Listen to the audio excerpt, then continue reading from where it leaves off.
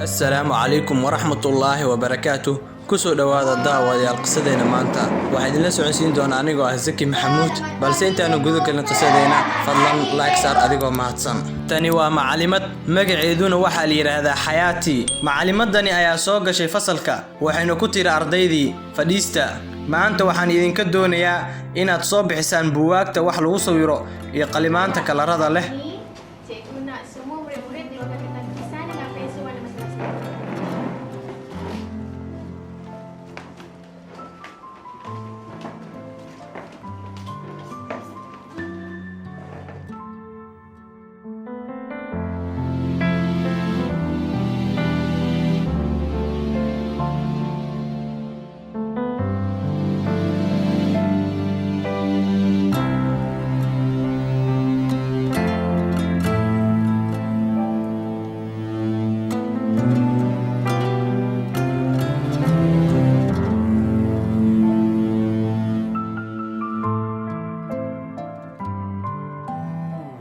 Shafika, tunggu kejap.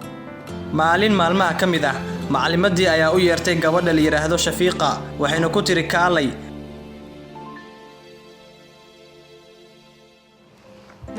Markii ay u timid macalimadii hoo qaado hadiyadan adiga ayaa iska leh.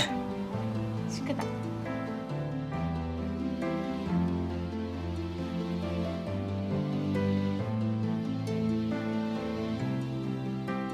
miyaa jeceshahay hadiyadan? Gabadhii Shafiqa ayaa ku tiri macalimadii anigu waxaan ahay gabadh faqiir ah ma garanayo sida aan kugu soo celiyo hadiyadan quruxda badan.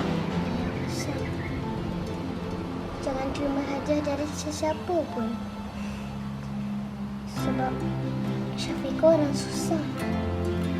Syafiqah tak tahu nak balas macam mana. Tak apa. Cikgu tak harapkan apa-apa pun dengan Shafika. Apa yang penting sekarang, mulai pada hari ini, Shafika kena warnakan hidup Shafika dengan pensel warna. Boleh?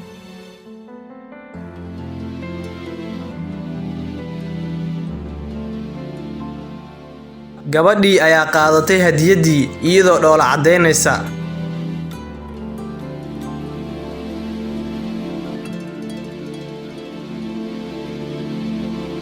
Assalamualaikum. Sihat. Mas sihat? Oh. Oh. Gabadhii yareed ayaa maalin soo martay xafiiska dhinaciisa waxayna maqashay macalimadii oo la hadlaysa hooyadeeda oo ku oranaysa hooyo waxaan kuu sheegaa inaan ku imaan karin ciidan waxaan ku mashquulsanahay shaqada iskuulka. Oday xiisadii waxayna sabuurada ku qortay waa maxay shayga ugu muhiimsan ee fasaxa ciida. Ardaydii ayay weydiisay waxa ka jawaabay ardayga la yiraahdo Cali wuxuuna yiri wax ugu muhiimsan waa lacag. Macalimadii ayaa aad ugu qosashay waxayna ku dhahday waa jawaab qaldan. Macalimadii ayaa weydiisay ardayda Shafiqa waa maxay shayga ugu muhiimsan fasaxa ciida. Gabadhii ayaa tiri nafsadeena. Macalimadii ayaa ku tiri waa jawaab qaldan. Arday kale ayaa istaagay oo ku jawaabay waxa ugu muhiimsan waa waalidiinteena. Macalimadii ayaa ku tiri sax waa waalidiinteena. Maanta waxaan idinka doonayaa dhammaantiin inaad u sameysaan waalidiintiina warqad tahniyad ah asbuuca soo socdana aad ii keentaan warqadahaas. Ardaydii ayaa ku tiri mahadsanid macalimadeeni.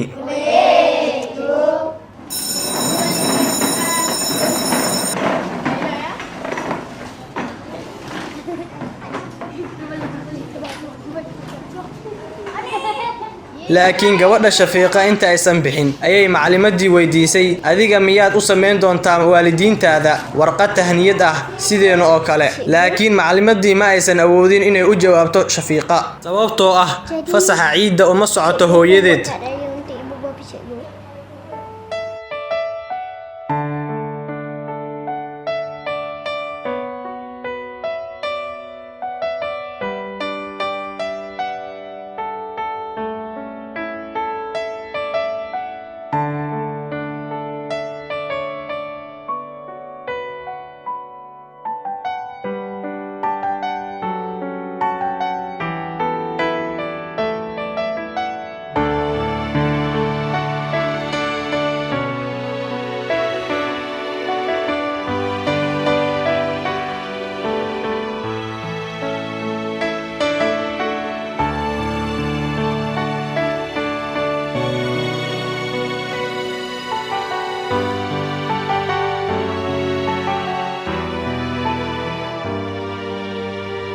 maalmo kadib macallimadii ayaa xaadirisay ardayda waxayna bilowday inay yeeriso magacyadooda laakiin markii ay soo gaartay magacii Shafiiqa ma aysan joogin fasalka ardaydii ayay weydiisay ma aragteen Shafiiqa ardaydii ayaa ku dhahay Shafiiqa ma aanan arag muddo isbuuc ah Dah seminggu tak datang kelas ni.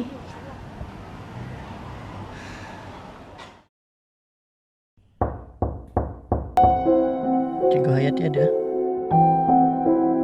maalin kadib waxa u yimid macallimadii aabihii dhalay Shafiiqa wuxuuna ku yiri xaqiiqdii haddii aan ku sheego Shafiiqa waa ay dhimatay waxayna u dhimatay kansar kaga dhacay maskaxda laakiin inta aysan dhiman ka hor waxay igula dardaarantay inaan kuu keeno warqadan macallimadii ayaa noqotay mid aad u oonaysa Sebenarnya Syafiqah dah tak ada. Syafiqah meninggal sebab marotak. Sebelum dia pergi, dia sempat pesan untuk beri barang ini pada cikgu.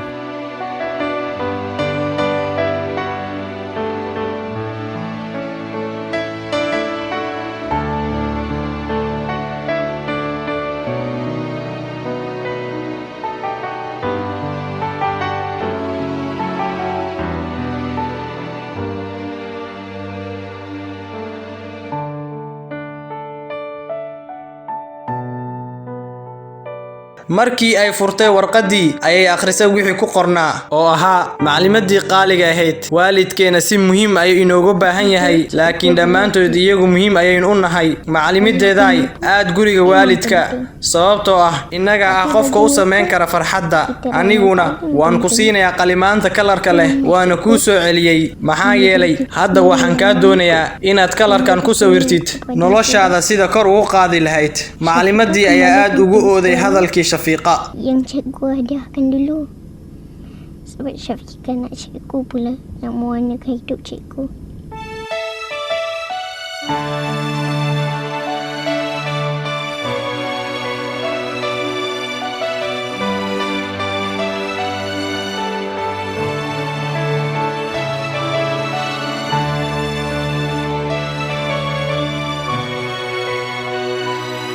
haddaba asxaabta qaaliga ahow qisadan waxaanu ka faa'iidnay in waalidku yahay wax ugu muhiimsan nolosheena ay tahayna in aan ka jeclaano wax kasto nolosheena ku saabsan waxa jira dad badan oo kaga mashquulay hawlo kale waalidkood haddaba si ay u gaadho dadkaas sii faafi qisadan waxaanu idinkaga tegaynaa assalaamu calaykum waraxmatullaahi wabarakaatuh nabadgelyo